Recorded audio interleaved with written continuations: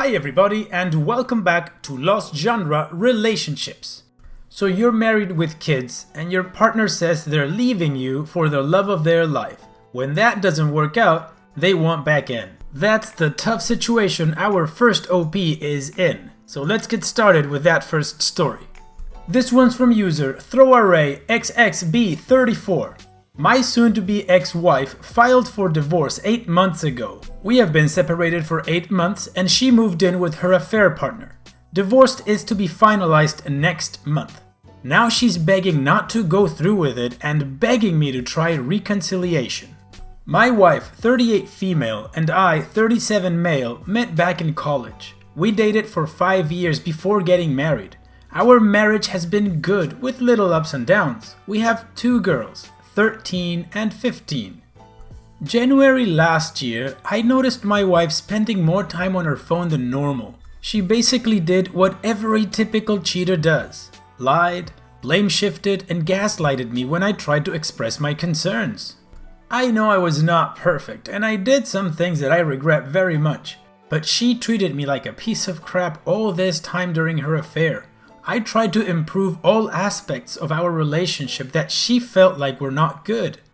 When D-Day came in the beginning of June, she confessed to having an emotional affair and just slept with him twice.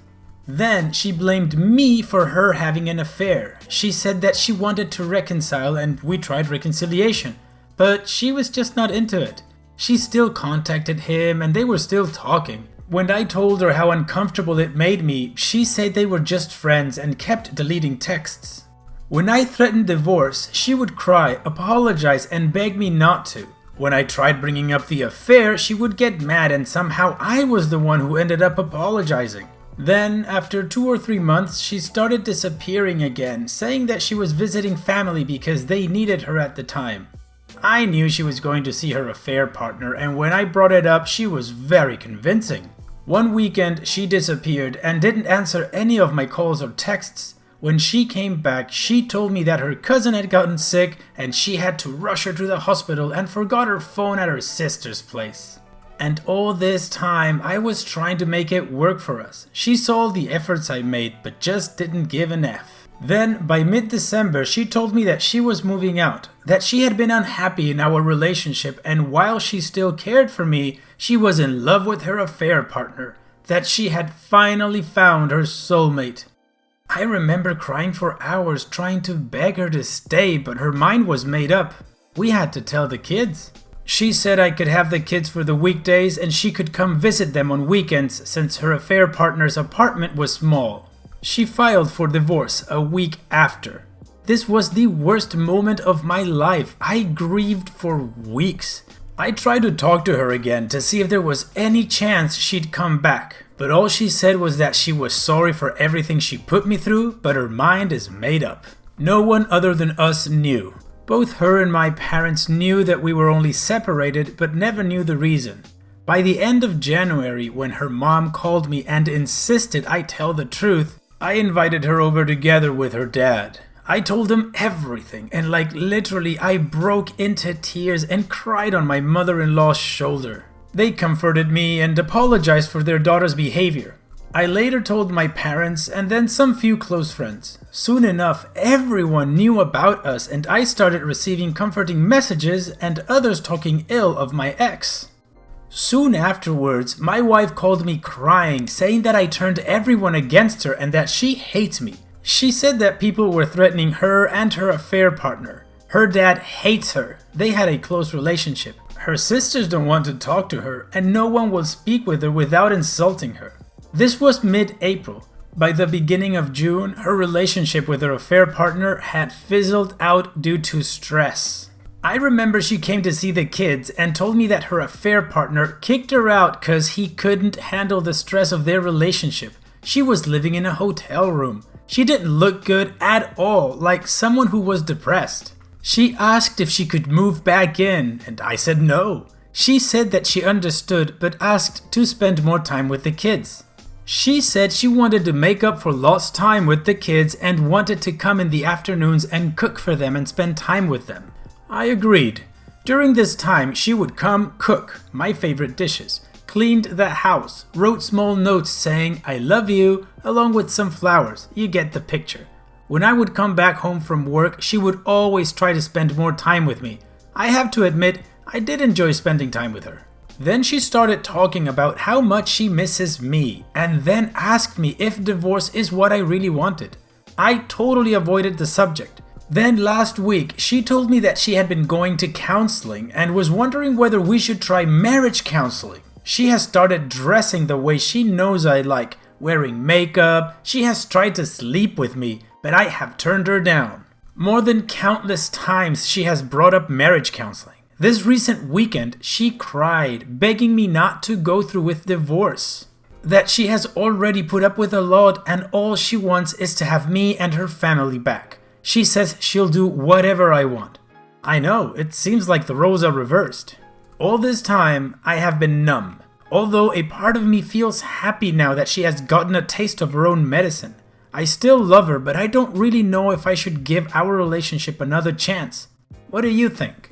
Oof, well OP, a few comments really quick. First of all, I don't know how you see that she got a taste of her own medicine. Everything that happened to her is that her affair blew up in her face and is now trying to get back with you. That's it.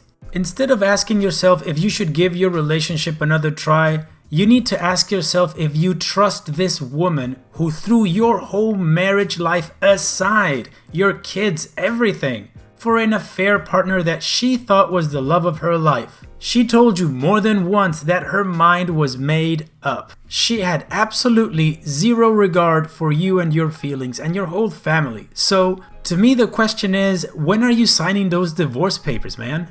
But then again, that's just my opinion. What do you guys think OP should do? Okay, and now let's move on to the next story. This one's from user ThrowArray983942. My 18 female parents, 44 female and 44 male, stole my savings and sold my stuff, and I'm almost poor now. I never thought I would access this subreddit about problems in my family, but here we go. Some backstory. I moved to my own apartment 2 weeks ago after college started. I turned 18 midsummer and needed peace and quiet so I could focus on my studies. I have like 3 siblings, youngest being 2 years old. I left most of my stuff in my parents' home and plan to stop by to get it after I finish a class trip. A week ago, I went on a trip abroad with my college class to a country nearby, where we spent 6 days. The main purpose was to study the local history and visit the local historic attractions. It went pretty well, no one caught the bug, and the trip was overall cheap. I'm a nitpick, so the cheapness was one of the main reasons why I went, lol. I got back home to my apartment today, about 10 hours ago. I went to check on my bank account to see how much money I had spent on the trip. The only thing I saw was that all of the money was gone. A big round zero in my bank account. I was floored and started to panic. I had about 4,000 euros saved. Of course, I checked the latest deposits, and the money was transferred to my mom's bank account. My parents have access to my account. I tried to call them, but got no response, so I decided to drive to my parents. I got to my parents and ringed the doorbell. No one was home and I had no keys, so I went with the key that's usually under the doormat. Went to my room just to see that half of my stuff was gone. Necklaces, desktop computers, some of the furniture, all of my valuable stuff, and some clothes, such as one expensive dress and some brand clothes. I had no effing idea what happened, so this time I tried to call my dad. Dad at least answered, and I asked him about this effing situation. He literally said, "That stuff was from our wallets, you're on your own now." I know what he's chasing about. Yes, they bought some of my stuff, such as my desk or some clothes, but a lot of the stuff was bought by me or gifted to me by someone else. They can't take my property like that. In the savings, about 1,500 euros was from my summer jobs. 1,000 euros was from my relatives giving that as a gift or giving that as start money to adulthood. The final 1,500 was from my parents that gave the money over the years so I could get something when I'm 18. I have no idea if they actually sold my stuff, but I can't think of anything that would tell me why my valuable stuff is gone. I have no effing idea what to do. The only valuable things I currently have in my own apartment are car, bed, couch, TV, desk, table, chair, perfumes, laptop, and phone. I took as much stuff that was left from my room to my car. I stole a little over 600 euros in cash from their vitrine and left the house. I'm feeling bad for stealing that money, but I had no other choice.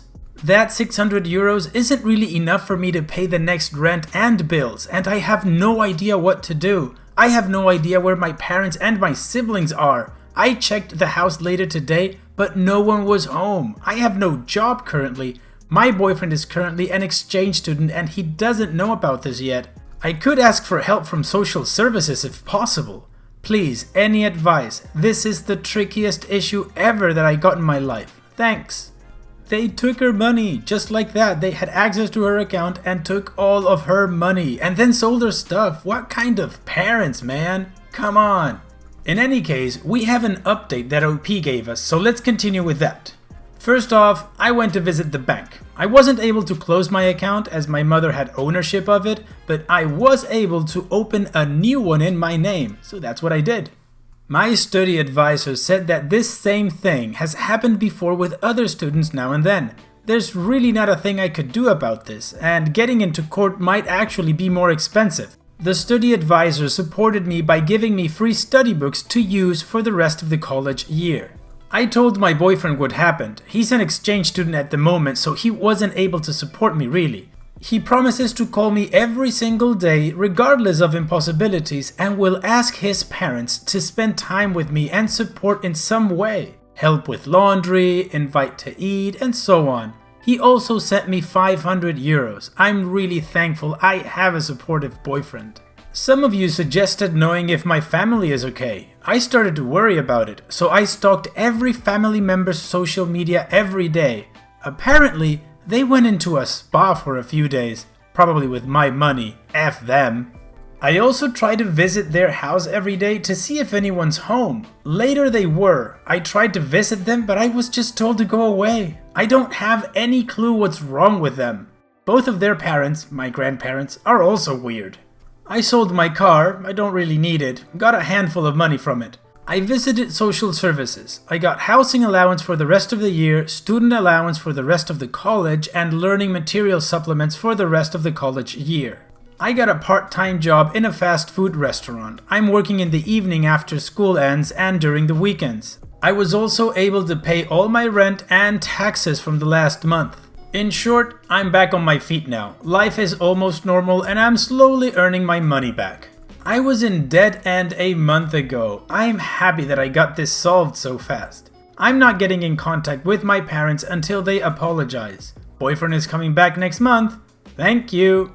Well, I gotta say, I think OP managed that perfectly. She got a job, her boyfriend helped her out, that's great, her boyfriend's family also, and she focused on getting things done, staying in school and getting everything set up so that she could keep doing what she was doing. OP, you've shown amazing determination. Congratulations, and it's awesome that you're back on your feet. F your parents, let them keep the money. It's not like you can get it back anyways. And do what you're doing. You're moving on with your life. You're building yourself up. Amazing.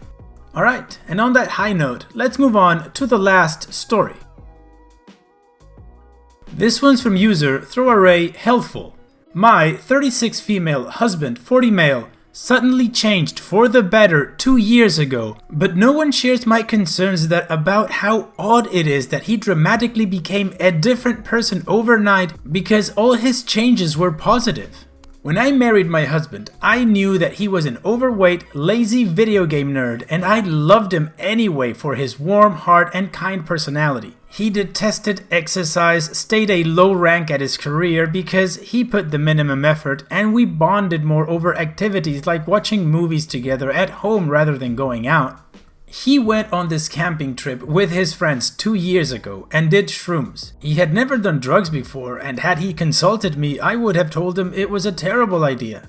And when he came home, it was like something had lit a fire under his butt. He completely changed interests. He never played video games again and took up running, reading books even though I'd never seen him read before except for school, and several other completely random hobbies. He became a vegetarian, even though before he was a meat and potatoes guy. He worked harder at his job, then did an accelerated grad school program and ended up making tons more money. I barely recognize him. We still have a good marriage and I still love him, and he has motivated me to be better in the last 2 years. But I can't help but wonder if those drugs knocked a screw loose. Could this be dangerous? I'm deeply concerned. I know that people change, but about all that's left of him is his warm heart. No one shares my concerns because all his changes have been positive, but I feel like he's so different. Maybe we need marriage counseling so I can adapt, at least? Well, that's a short post. So, we're gonna take a look at just 2 comments. One from a med student and the other one from OP to close this thing up. Prometric Fangirl says, "Hi there. I'm a 4th year medical student preparing to start my training in psychiatry. When I read your headline, I immediately thought, did her husband take a psychedelic drug? This is not an uncommon result of taking magic mushrooms or a myriad of other hallucinogenic drugs. Psychiatrists and other scientists hypothesize that these drugs can cause long-lasting positive changes in patients, and your husband is an example of this. To our knowledge, this is not dangerous. Psilocybin mushrooms are one of the safest recreational drugs around, so your husband is likely completely healthy. However, I do recognize what a change this is for you, and you are having difficulty adjusting. Have you spoken to your husband about this much? How does he explain the experience?" Now, OP didn't reply to this comment, she only applied to one comment, and this is that reply. "I still love him, and I have been supportive in his efforts of bettering himself and have even taken up exercise and eat mostly vegetarian. It's just that he's like a different person now, and since this has continued for 2 years, I'm coming to terms with the fact that I'm going to have to adapt, and our days of playing Mario in our pajamas have been replaced with jogs and protein shakes." I'm gonna leave this one up for debate. What would you do? How would you feel if you were in OP's shoes? Alright, well, we've reached the end of the video. I truly hope you guys liked it. If you did, go ahead and click like. If you still haven't subscribed, then what are you waiting for? Just click subscribe and the bell so you're notified when a new video comes out.